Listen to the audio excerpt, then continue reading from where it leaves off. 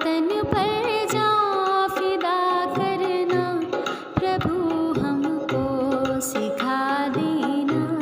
दया कर दान भक्ति का हमें परमात्मा देना। दया करना हमारी आत्मा में शुद्धता देना। Good morning. Today's thought is enthusiasm is the mother of effort. अर्थात उत्साह प्रयास की जननी है।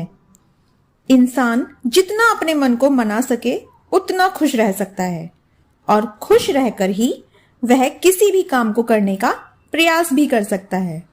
जैसे एक छोटे बच्चे को अपनी पहली कक्षा में जितनी खुशी होती है उतना ही वह आगे बढ़ने की कोशिश करता है। Thank you. नमस्कार। Word of the day deal, DEAL, जिसका अर्थ है सौदा, समझौता या लेन देन। लेन देन या समझौता, सौदा का प्रयोग दैनिक बोलचाल की भाषा में आपस में चीज़ों के हस्तांतरण के लिए किया जाता है। धन्यवाद। नमस्कार। आज की पहेली है, सूरज के सामने भी रहता ठंडा, धूप में जरा नहीं घबराता। सूरज के सामने भी रहता ठंडा, धूप में जरा नहीं घबराता। सूरज की तरफ मुंह लटकाता, सूरज की तरफ मुंह लटकाता। सोचिए, विचार कीजिए, क्या होगा उत्तर? उत्तर है सूरजमुखी। धन्यवाद। नमस्कार प्यारे बच्चों, जानिए आज का इतिहास मेरे साथ यानी अर्चना पांडे के साथ। बच्चों, आज है 7 दिसंबर और आज के दिन इतिहास में क्या पहले घटित हुआ था, आइए जान लेते हैं। आज ही के दिन कार्ल फ्रेडरिक बेंज द्वारा ऑटोमोबाइल्स एवं इंजन के जो डिजाइनर थे, उन्होंने पेट्रोल से चलने वाली गाड़ी का आविष्कार किया था। इन्हें हम लोग मर्सिडीज बेंज के नाम से भी जानते हैं। बच्चों, आइए जानते हैं आज का दूसरा रोचक इतिहास, जो कि घटित हुआ था 1825 में। आज ही के दिन यानी 7 दिसंबर को ही भाप से चलने वाला पहला जहाज एंटरप्राइजेस कोलकाता पहुंचा था। तो थी ना रोचक जानकारी? आगे के इतिहास के लिए हमारे साथ बने रहें। धन्यवाद। आज आपका दिन शुभ हो। नमस्कार, प्रस्तुत है आज का विशेष। आज के विशेष में सशस्त्र सेना झंडा दिवस। भारतीय सशस्त्र बलों के कर्मियों के कल्याण हेतु भारत की जनता से धन संग्रह के प्रति समर्पित एक दिन, जो प्रति वर्ष 7 दिसंबर को मनाया जाता है। इस दिवस पर धन संग्रह सशस्त्र सेना के प्रतीक चिन्ह झंडे को बांटकर किया जाता है। इस झंडे में 3 रंग, लाल, गहरा नीला और हल्का नीला, तीनों सेनाओं को प्रदर्शित करते हैं। दे सलामी इस तिरंगे को जिससे तेरी शान है, सर हमेशा ऊंचा रखना इसका जब तक तुझ में जान है। धन्यवाद। सुप्रभात। आज क्विज में हम लोग महत्वपूर्ण पुस्तकें और उनके लेखक के बारे में जानेंगे। पहला प्रश्न है, रामचरितमानस के रचयिता कौन है? उत्तर, गोस्वामी तुलसीदास। प्रश्न 2, रामायण के रचयिता कौन है? उत्तर, महर्षि वाल्मीकि। प्रश्न 3, महाभारत के रचयिता कौन है? उत्तर, वेद व्यास। प्रश्न 4, बुद्ध चरितम के रचयिता कौन है? उत्तर, अश्वघोष। प्रश्न 5, भगवद गीता किसने लिखी है? उत्तर, वेद व्यास। धन्यवाद। सुप्रभात प्यारे बच्चों, आज मैं लाई हूँ आपके लिए बाल गीत विनती सुन लो हे भगवान। विनती सुन लो हे भगवान, हम सब बालक हैं नादान, दो हमको तुम यह वरदान, पढ़ लिख कर हम बने महान। विनती सुन लो हे भगवान, हम सब बालक हैं नादान, दो हमको तुम यह वरदान, पढ़ लिख कर हम बने महान। धन्यवाद। नमस्कार बच्चों, आज मैं डॉक्टर सुमन गुप्ता लेकर उपस्थित हुई हूँ बाल कहानी। बाल कहानी का शीर्षक है विष्णु जी को खत। एक बच्चे को साइकिल चाहिए थी। उसके माँ बाप ने मना कर दिया तो वह उदास हो गया। फिर उसके मन में एक ख्याल आया कि क्यों ना वह भगवान से साइकिल के लिए पैसे मांग ले। उसने एक पत्र लिखा और डाक खाने के डिब्बे में डाल दिया। क्षीर सागर बैकुंठ धाम, विष्णु जी को मेरा प्रणाम। यूँ तो आपका दिया सब कुछ है, बस एक साइकिल की कमी है।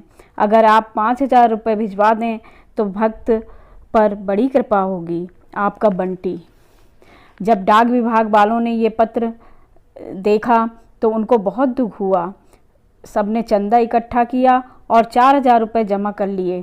उस लड़के को मनी ऑर्डर भिजवा दिया। मनी ऑर्डर पाकर लड़का बहुत खुश हुआ। एक हफ्ते बाद उसने फिर से एक पत्र लिखा। विष्णु जी के नाम, क्षीर सागर बैकुंठ धाम, विष्णु जी को मेरा प्रणाम। भगवान आपके भेजे हुए पैसे मिल गए, बहुत धन्यवाद। वैसे आपने तो पूरे 5,000 रुपये भेजे होंगे, पर बेड़ा गर्क हो इन डाक विभाग वालों का। इन्होंने 1,000 रुपये डकार लिए। आपका बंटी।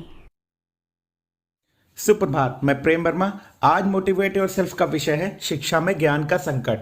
अक्सर खबरें आती हैं, फला स्कूल में बच्चे अपना नाम नहीं लिख पाए, फला शिक्षक इस सवाल का जवाब नहीं दे पाए। इन खबरों के पीछे कारण कोई भी हो, ये खबरें ना सिर्फ उन शिक्षकों के लिए बल्कि पूरे बेसिक शिक्षा विभाग के सम्मान को ठेस पहुंचाती हैं। हमारा समाज आज भी शिक्षक से ज्ञान के भंडार और छात्रों के लिए अच्छी शिक्षा की अपेक्षा करता है, क्योंकि अच्छी शिक्षा छात्रों के सुरक्षित भविष्य, रोजगार, अच्छे स्वास्थ्य और बेहतर आय का वादा करती है। शिक्षा छात्रों को खोज करने के लिए प्रेरित करती है और उनका सामाजिक सामंजस्य भी बढ़ाती है। इसके साथ साथ शिक्षा उस संस्थान को भी मजबूती प्रदान करती है जहां से छात्र पढ़कर निकलते हैं। उपरोक्त चीजें अच्छी शिक्षा से ही संभव हैं और एक शिक्षक के पास यह अवसर होता है कि वह अपने छात्रों को अच्छी से अच्छी शिक्षा दे सके। इसके लिए सबसे पहली शर्त यह है कि स्वयं शिक्षक के पास अपने छात्र को देने के लिए ज्ञान का पर्याप्त भंडार हो, क्योंकि बिना ज्ञान के शिक्षा देना इस अवसर को बर्बाद करना ही है।